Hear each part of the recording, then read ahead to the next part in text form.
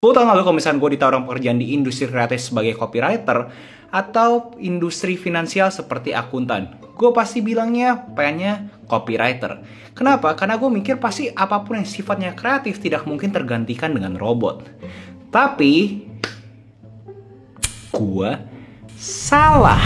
Mendadak ada yang namanya artificial intelligence, dimana kita mau nanya apapun, kita minta gambar apapun, tinggal ketik, pencet enter dan langsung keluar. Dimana banyak spekulasi ini yang bikin kita udah kagak relevan lagi. Namanya manusia udah kagak dibutuhin dan kecerdasan buatan akan memusnahkan kita. Apakah ini mitos atau fakta? Ada gak sih buku yang bisa bantu kita mitigasi di dunia kecerdasan buatan ini?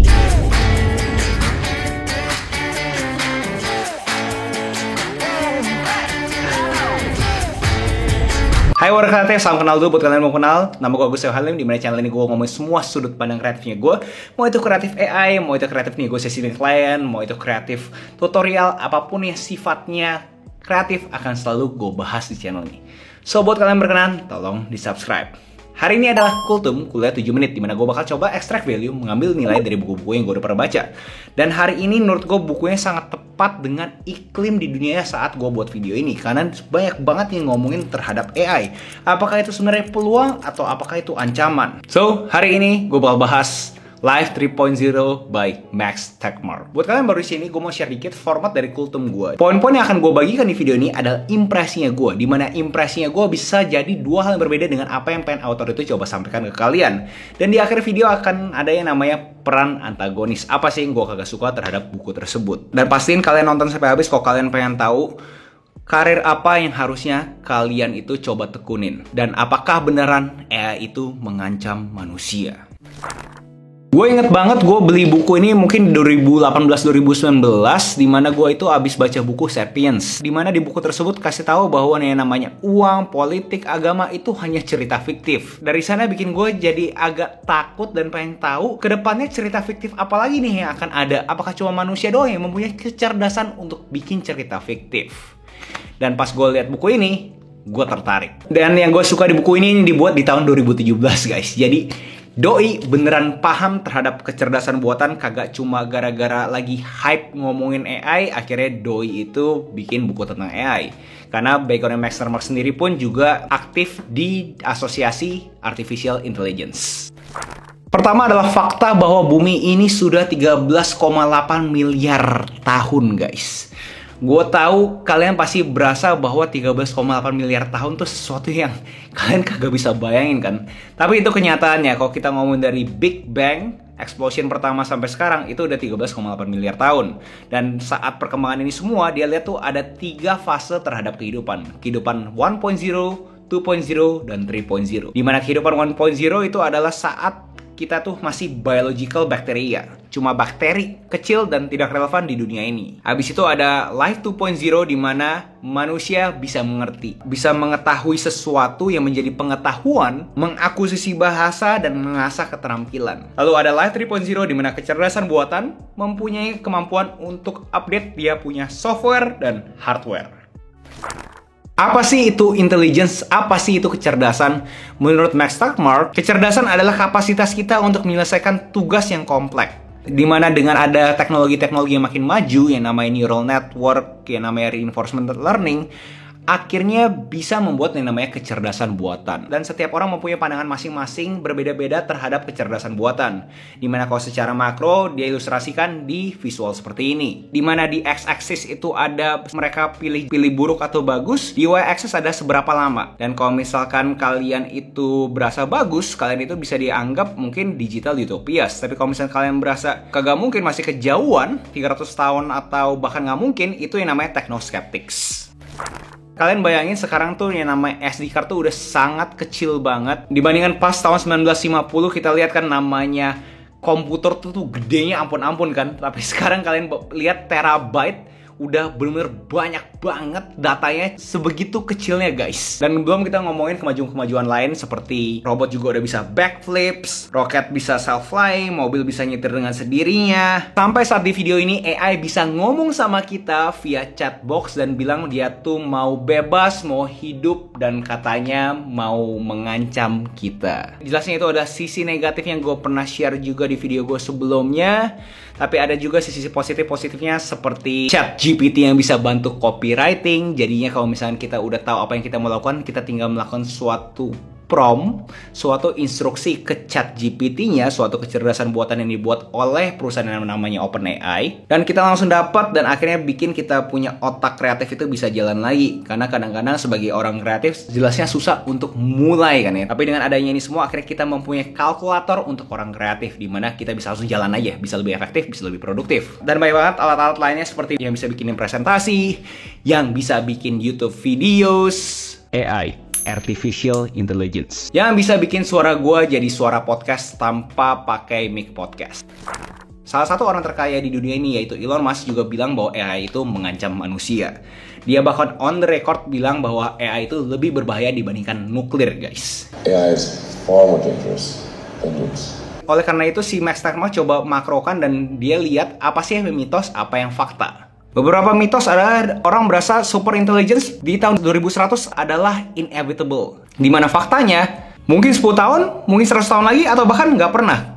AI expert juga kagak tahu guys. Cuma orang bego doang yang takut sama AI. Nyatanya banyak orang yang top researcher pun juga agak takut. Ada mitos juga AI bisa menjadi sesuatu yang jahat. AI itu bisa jadi conscious kayak manusia, kita punya kesadaran diri. Dimana yang ditakutkan adalah bukan mereka jadi conscious, tapi mereka mempunyai kompetensi yang tinggi, tapi goalnya itu beda dengan kita. Mitosnya adalah robot akan menjadi sesuatu akar permasalahan. Faktanya adalah ketidaksamaan goal antara kita dengan AI itu adalah akar masalahnya. Karena AI itu kagak punya badan kan ya, and butuh yang namanya internet. AI kagak bisa kontrol manusia. Faktanya yang namanya intelligence, suatu kepintaran, itu bisa ngontrol sesuatu yang lebih hebat dibandingkan kita. Sebagai contoh apa sih? Manusia bisa ngontrol singa kan ya. Kita ngontrol singa bukan karena kita lebih kuat dibandingkan dia kan, karena kecerdasan kita kan.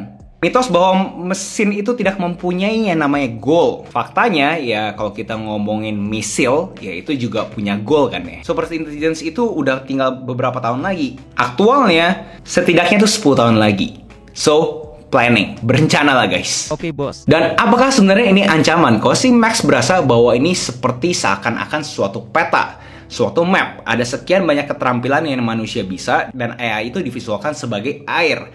Dan menurut dia masih agak rendah. Dan apakah beneran akhirnya AI itu bisa benar-benar sampai ke gunung dan akhirnya menenggelamkan semua keterampilan manusia yang disebut sama orang-orang AGI, Artificial General Intelligence, dimana AI sudah bisa melakukan self-improving. Dia udah kagak usah minta di-input oleh manusia, dia mencari inputnya sendiri dan menghasilkan outputnya sendiri, dan akhirnya mempunyai suatu ketidaksetaraan antara agenda dia dengan agenda kita sebagai manusia. Dan saat itu terjadi, itu yang disebut super intelligence.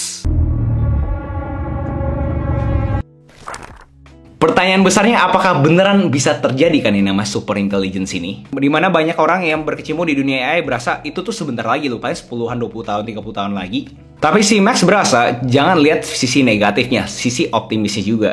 Karena menurut dia, apapun yang sifatnya teknologi, ada dua sisi kan. Contoh, api bisa bikin kita hangat, bisa juga menghancurkan bumi. Sama halnya juga mobil, bisa dibilangin itu bisa buat perang juga, tapi ada juga yang berasa bahwa ini yang penting bisa bantu gue dari poin A ke poin B, lebih efektif dan lebih produktif. Jadi dia kagak pengen lihat narasi AI ini seakan-akan sesuatu yang menakutkan, tapi jelasnya butuh sesuatu keamanan juga. Jadi dibandingkan dia bilang fear mongering, dia berasa pembicaranya akan lebih produktif kalau ngomongnya adalah safety engineering. Dimana ngomong simpelnya, zat-zat kimia itu kan juga sebenarnya membahayakan kan ya. Tapi kalau sesuatu yang bahaya banget, ya bisa kita ban kan. Ya, tapi yang tidak bahaya, ya kita kagak ban kan. Dan yang paling makro adalah kalau misalkan amit-amit beneran ada yang jahat, mereka harusnya butuh listrik kan ya.